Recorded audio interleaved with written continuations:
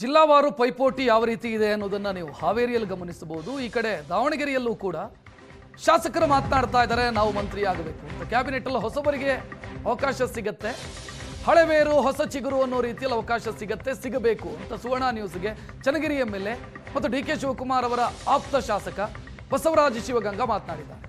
ಕಳೆದ 30 ವರ್ಷಗಳಿಂದ ಚನ್ನಗಿರಿ ಕ್ಷೇತ್ರಕ್ಕೆ ಸಚಿವ ಸ್ಥಾನ ಸಿಕ್ಕಿಲ್ಲ. ನನ್ನ ಹೋರಾಟಗಳನ್ನು ಎಲ್ಲರೂ ನೋಡಿದ್ದಾರೆ, ಹೀಗಾಗಿ ಭರವಸೆ ಇದೆ, ಸಚಿವ ಸ್ಥಾನ ಸಿಗುವಂತ ವಿಶ್ವಾಸ ಇದೆ ಅಂತ. SS ಮಲ್ಲಿಕಾರ್ಜುನ್ ದಾವಣಗೆರೆಯಿಂದ ಸಚಿವರು, ಅಂದ್ರೆ ಜಿಲ್ಲಾ ಕೋಟದಲ್ಲಿ ಸಚಿವರು. ಈ ಬಾರಿ ಅವರ ಬದಲಾಗಿ ಬೇರೆಯವರಿಗೆ ಅವಕಾಶ ಸಿಗುತ್ತೆ ಅಂತ, ನನಗೆ ಸಿಗುತ್ತೆ ಅನ್ನೋ ನಿರೀಕ್ಷೆಯಲ್ಲಿ ಬಸವರಾಜ ಶಿವಗಂಗಾ ಇರೋದು. ತಮ್ಮ ಕ್ಲೈಮ್ಗಳನ್ನು ಮಾಡ್ತಿದ್ದಾರೆ, ನಮಗೂ ಅವಕಾಶಗಳನ್ನು ಕೊಡಿ ಅಂತ. ಈ ಬಗ್ಗೆ ಮಾತನಾಡಲಿಕ್ಕೆ ನಮ್ಮ ಜೊತೆಗೆ ಚನ್ನಗಿರಿ ಶಾಸಕರಾಗಿರುವಂಥ ಬಸವರಾಜ ಶಿವಗಂಗಾ ಅವರಿದ್ದಾರೆ. ಸರ್, ಈಗ CM ಬದಲಾವಣೆ ಮಾಡಿದಷ್ಟು ಈಸಿ ಕ್ಯಾಬಿನೆಟ್ ಇಲ್ಲ ಅನ್ನೋ ಚರ್ಚೆ ಜೋರಾಗಿದೆ, ಏನನ್ಸುತ್ತೆ ಸರ್? ಅಲ್ಲ, ಈಸಿ ಅಂತೇನಿಲ್ಲ. ಈಗ CM ಬದಲಾವಣೆ ಅನ್ನೋದಕ್ಕಿಂತ ಹೆಚ್ಚಿನದಾಗಿ ಸಿದ್ದರಾಮಯ್ಯರ ಹಸ್ತಾಂತರ ಮಾಡಿದ್ರೆ ತಾವೆಲ್ಲ ನೋಡಿದಿರಿ, ಅದು ಈ ಸ್ಮೂತಾಗಿ ಆಗಿದೆ.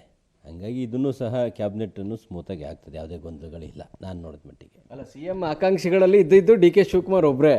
ಈ ಸಚಿವ ಸ್ಥಾನದ ಆಕಾಂಕ್ಷಿಗಳಲ್ಲಿ ಹತ್ತತ್ರ 45 ಜನ ಇದ್ದೀರಿ. ಅದು ಇರೋದು ಒಂದು ಸೀಟು, ಇವು 33 ಸೀಟಲ್ಲ ಜಾಸ್ತಿ ಜನ ಇದ್ದೇ ಇರ್ತಾರೆ. ಆ ಥರ ಏನಾಗಲ್ಲ, ಹೈಕಮಾಂಡ್ ತೀರ್ಮಾನಕ್ಕೆ ಎಲ್ಲ ನಾವು ಒಪ್ತೀವಿ. ಓಕೆ, ಈಗ ಹೊಸೊಬ್ಬರಿಗೂ ಅವಕಾಶ ಕೊಡಬೇಕು ಅನ್ನುವಂಥದ್ದು ಫಸ್ಟ್ ಟೈಮ್ ಗೆದ್ದಿರ್ತಕ್ಕಂಥ MLAಗಳ ಡಿಮ್ಯಾಂಡ್ ಆಗಿತ್ತು. ನೀವು ಕೂಡ ಲೆಟರ್ ಎಲ್ಲ ಬರೆದಿದ್ದೀರಿ. ನಿರೀಕ್ಷೆ ಇದೆ ಏನಾದ್ರು ಈ ಬಾರಿ DK ಶಿವಕುಮಾರ್ ಅವರ ನೇತೃತ್ವದಲ್ಲಿ ರಚನೆ ಆಗುವ ಕ್ಯಾಬಿನೆಟ್ನಲ್ಲಿ ಫಸ್ಟ್ ಟೈಮರ್ಸ್ಗೆ ಅವಕಾಶ ಇದೆ ಅಂತ? ಹೌದು, ನಿರೀಕ್ಷೆಯಲ್ಲೂ ಇದ್ದೀವಿ, ಮಾಹಿತಿನೂ ಬಂದಿದೆ.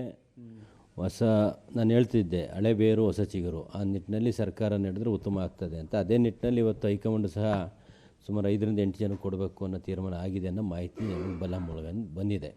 ಜೊತೆಗೆ ನಾವು ಏನು ನೂತನವಾಗಿ ಶಾಸಕರು ಆಯ್ಕೆ ಆಗಿದ್ವಿ, ನಾವು ಸಹ ಹೈಕಮಾಂಡ್ಗೂ ಹಾಗೂ ಮುಖ್ಯಮಂತ್ರಿಗಳಾಗ್ತಿರುವಂಥ DK ಶಿವಕುಮಾರ್ ಮನವಿನೂ ಮಾಡ್ತೀವಿ. ನಮ್ಮ ನೂತನ ಶಾಸಕರು ಆಯ್ಕೆಯಾಗಿರೋ ನಂತರಗೆ ಒಂದು ಸಚಿವ ಸ್ಥಾನದಲ್ಲಿ ಅವಕಾಶ ಕೊಟ್ಟರೆ, ಏನು ಹಳೆ ಬೇರು ಹೊಸ ಚಿಗುರು ಅಂತೆ, ಅವ್ರ ಜೊತೆ ಕಲಿತು ಕೆಲಸನ ಸಂಘಟನೆ, ಪಾರ್ಟಿ ಸಂಘಟನೆ ಜೊತೆ ಹುಮ್ಮಸ್ಸಲ್ಲಿದ್ದೀವಿ ನಾವೆಲ್ಲ ಯುವಕರು. ಯಾಕೆಂದ್ರೆ ಫಸ್ಟ್ ಟೈಮ್ ಗೆದ್ದಾಗಿಂದ ತಾವು ನೋಡ್ತೇವೆ, ನಾವೆಲ್ಲ ಆಕ್ಟಿವ್ ಆಗಿ ರಾಜಕೀಯ ಮಾಡ್ತಿರೋದ್ರಿಂದ ಪಕ್ಷಕ್ಕೂ ಅನುಕೂಲ ಆಗ್ತದೆ, ಒಂದು ಹೊಸ ಬೆಳವಣಿಗೆ ಆಗ್ತದೆ ಅನ್ನೋದು ನಮ್ಮ ಅಭಿಪ್ರಾಯ. ಓಕೆ, ಈಗ ಹೊಸೊಬ್ಬರಿಗೆ ಅವಕಾಶ ಕೊಟ್ಟರೆ 28ಗೆ ಏನು ಲಾಭ ಅಂತ ಏನು ನಿರೀಕ್ಷೆ ಮಾಡಬೇಕು ಹೈಕಮಾಂಡ್? ನಿಮಗೆ ಅವಕಾಶ ಕೊಟ್ಟರು ಅಂತಲೇ ಇಟ್ಕೊಳ್ಳೋಣ. 2028ಗೆ ಏನು ಲಾಭ ಇದೆ ನಿಮ್ಮಿಂದ? ಈಗ ನನಗೆ ಅಂದ್ಕೊಳ್ಳಿ, ಉದಾಹರಣೆ, ನಾನೀಗ ರೈತ ಪರ ಹೋರಾಟದಿಂದ ಬಂದಿದ್ದೀನಿ. ಈಗ ರೈತರಿಗೊಂದು ಗೌರವ ಸಿಕ್ಕಂಗೆ ಆಗ್ತದೆ. ಯಾಕಪ್ಪ ಅಂದರೆ ಸುಮಾರಿಗೆ ನಮ್ಮ ಚನ್ನಗಿರಿ ವಿಧಾನಸಭಾ ಕ್ಷೇತ್ರದಲ್ಲಿ ಮಾನ್ಯ ಮಾಜಿ ಮುಖ್ಯಮಂತ್ರಿ JH ಪಟೇಲ್ರ ನಂತರ ಇಲ್ಲಿವರೆಗೂ ಅವಕಾಶ ಸಿಕ್ಕಿಲ್ಲ. ಸುಮಾರು 25-30 ವರ್ಷದಿಂದ ಚನ್ನಗಿರಿ ವಿಧಾನಸಭಾ ಕ್ಷೇತ್ರದಲ್ಲಿ ಯಾರೂ ಮಂತ್ರಿಗಳಾಗಿ ಆಯ್ಕೆಯಾಗಿಲ್ಲ.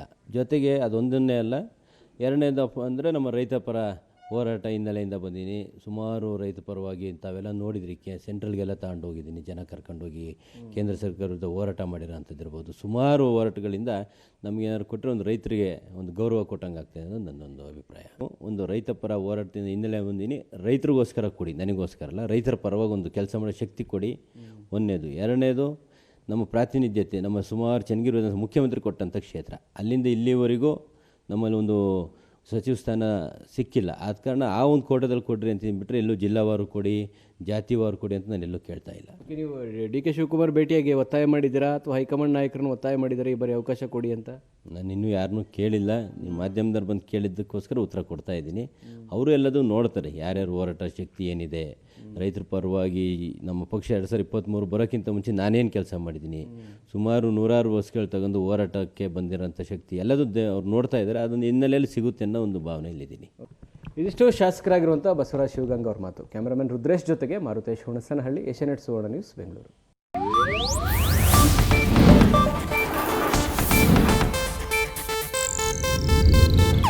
ಇದು ಏಷ್ಯಾನೆಟ್ ನ್ಯೂಸ್ ನೆಟ್ವರ್ಕ್ ಪ್ರಸ್ತುತಿ.